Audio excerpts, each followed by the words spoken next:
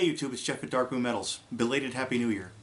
I wanted to sit down and make a video for you guys today to let you know what's been going on. I'm fine. There's nothing tragic happening in my life. I'm just as healthy as I was the last time you saw me. I still have some things going on in that realm, but my life has kind of taken an interesting turn. I am still doing Darkmoon Metals.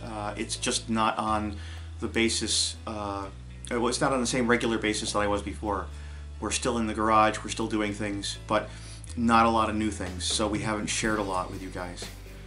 Now, before I continue, I just want to say that if you guys have ever gotten anything out of my channel, if you've ever, gotten a laugh or two or learned something, I would appreciate you sticking around just to kind of hear what's been going on. I will throw this out there for you though. The next series of videos that I'm going to be coming out with is going to be dealing with another metal project, of course, and this time it's going to be an iris.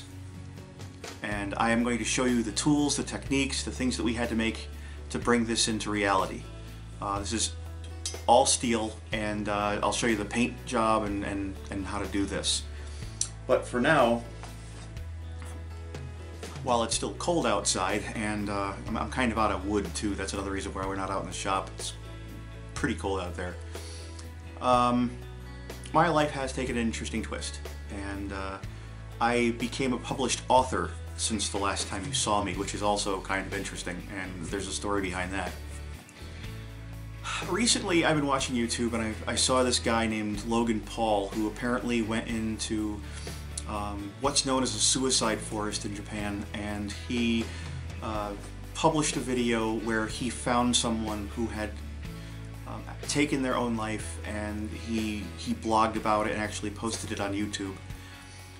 And it kind of got me thinking, and it really got me off my butt to make this video.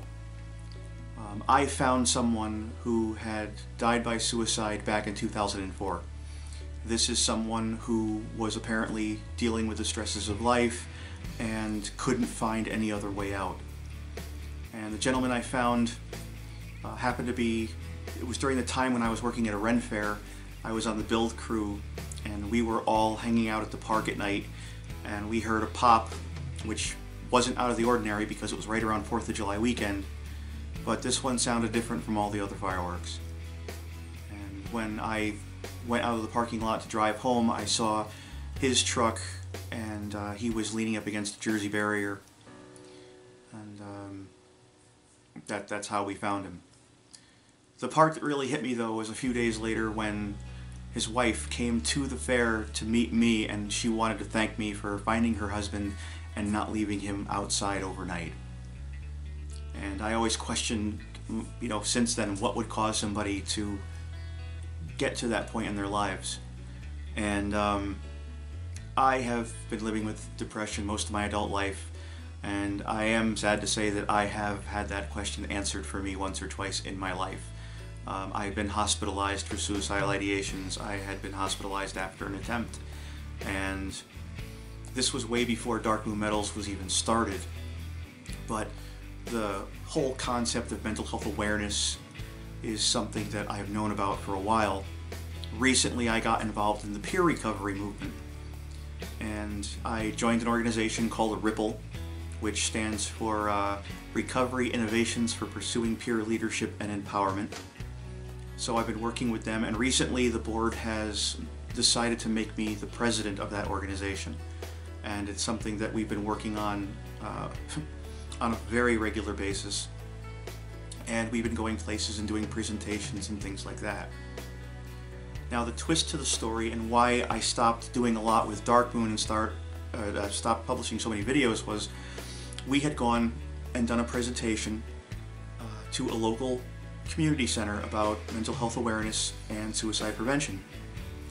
After my presentation was over, a mother approached me. She was there as a guardian for someone, and she said, "Look, I know I wasn't really a part of this conversation, but I was wondering if you would do me a favor and talk to my daughter." And I said, "Well, okay." And at first, me with my wacky sense of humor, I said, "This is kind of a new thing for me. Most time, mothers try to keep me away from their daughters. So this is a bit of a surprise." And we started talking, and I found out that her daughter had been dealing with depression. So I did talk to her, and I talked to her for about 3.5 hours. And during the course of the conversation, she opened up to me about what had happened to her. And it was a very traumatic experience. In fact, there were 2 traumatic experiences that happened within a short time. And eventually she did decide to go get help. The next time we returned to that same community center to do a follow-up presentation and to do more with the people that were there, she approached me and said that you are probably the reason my grandkids still have their mother for Christmas. And that hit me kind of hard. So I've been dedicating myself to that path a little bit more than the metalworking lately. So that's where I've been. And I am now currently taking classes to become a recovery support specialist. So I can do this on a fairly regular basis. Now, I love sharing what I know with the YouTube community about the welding and the forging and the milling machines and the lathes and all that good stuff. And I really plan to continue doing that. The Iris is, like I said, going to be the next project. Dana is still with me. We're still cranking along. In fact, we're getting ready to do a major vending event in 2 weeks. So there is still a lot going on with Darkmoon, but my attention has shifted just a little bit. As far as the book, if my cat would get off it, the book that I wrote is called The Power of the Peer, and it talks a lot about mental illness, people that are living with it, and how we are not as helpless as society sometimes makes us look. The peer recovery movement is based in the thought that we are the best people out there to help ourselves. And I really do believe that, because I have seen things that one person living with mental illness has been able to do for someone else. It's kind of like the whole concept of Alcoholics Anonymous. You know, we don't judge somebody if they fall off the wagon or if they have a bad day. As a peer in recovery, just like AA, it's like, hey, we understand, you're human, you deal with things. And they pick them up and put them back on the wagon, and that's pretty much what the peer recovery movement is. The difference is, if I become a recovery support specialist, I'll have the opportunity to actually work on treatment teams and work directly with people who are experiencing mental illness perhaps for the first time in their life. We, as people with lived experience, can go out and help those navigate the system who've never had to do it before. We can offer their families hope. You know, if you have somebody who's hospitalized for the first time with depression, I could go out and talk to the family and say, look, this is what your loved one is going through. This is the procedure that's going to take place. Here's where I was. Here's where I am today. There is hope. There is light at the end of the tunnel. And that's pretty much what this book is about. And in this book there is a dedication to a friend of mine named Erin, who over the summer lost her battle with depression. So there's a lot going on in my life. But I have been thinking about YouTube. In fact, I still watch YouTube videos to keep myself motivated. I've been watching a lot of Alex Steele. I've been watching Chandler Dickinson, Mr. Pete, A-Bomb, you know, anybody who works with metal, I pretty much watch them. And it's actually therapeutic, because seeing so many positive people sharing what they know, sharing their victories, their defeats, it's actually a good source of motivation.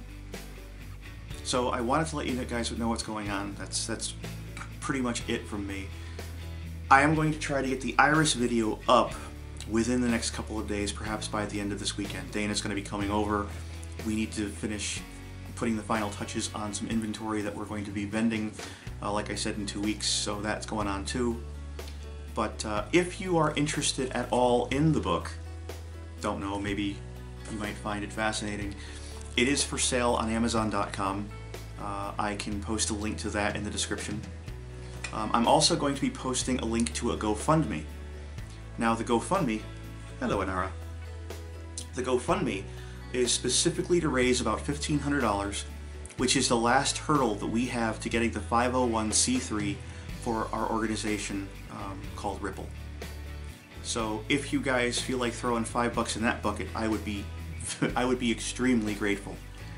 The only thing that's really stopping us from going out and applying for grants and doing our own fundraising is the fact that we do not have our nonprofit status. That is our biggest roadblock right now. And the board is just like me. We're all people that have lived experience. We're all people that have an extremely limited budget, and driving around the state, we are using money out of our pockets to pay for the transportation expenses. We've bought printers so we could do things like make flyers. We've been holding open mic nights, teaching classes. We've even gone onto the campus of the Connecticut Valley Hospital and talked to the steering committee there and gotten suggestions from them and helped them out in a few different ways. And they're even talking about allowing us to come back and talk to the staff and give the forensic treatment staff an idea of what it's like to live with mental illness on different levels, and what it's like to actually be in recovery. Because a lot of times people who work in facilities like that only see people when they're in crisis or when they're still trying to become balanced again. They don't really get a chance to see what it's like when those people leave the hospital and they start living their lives again. So it's just kind of a way to give them hope too, that this is not what we are always going to be like. We're not always going to be the way you see us today. So, life's been interesting. Next video, like I said, hopefully out in a couple of days. And if you made it this far, I appreciate you listening to me ramble on for a few minutes. And if you want to buy a book or want to throw a couple of bucks towards the GoFundMe, I, like I said, would be extremely grateful. It's nice to be able to come out here and give good news to the community that there's actually, like, there's good things going on even though you haven't seen me, and it's doing a lot for me because it's really meaningful work. So, look for the Iris coming up soon. I'm going to try to get Dana on camera again. No promises. Dana and her reputation with the camera, it's like trying to get a picture of Bigfoot sometimes. It's just impossible to get her in front of the damn camera. And if you do get her in front of the camera, all you see is this ginger blur. So she's also one of the people who make my life interesting. Until I see you guys again, I hope your lives have been a little more positive and you have a lot of things to look forward to in this upcoming year. But until the next time, this has been Jeff at Darkmoon Metals, and I will definitely see you guys again soon.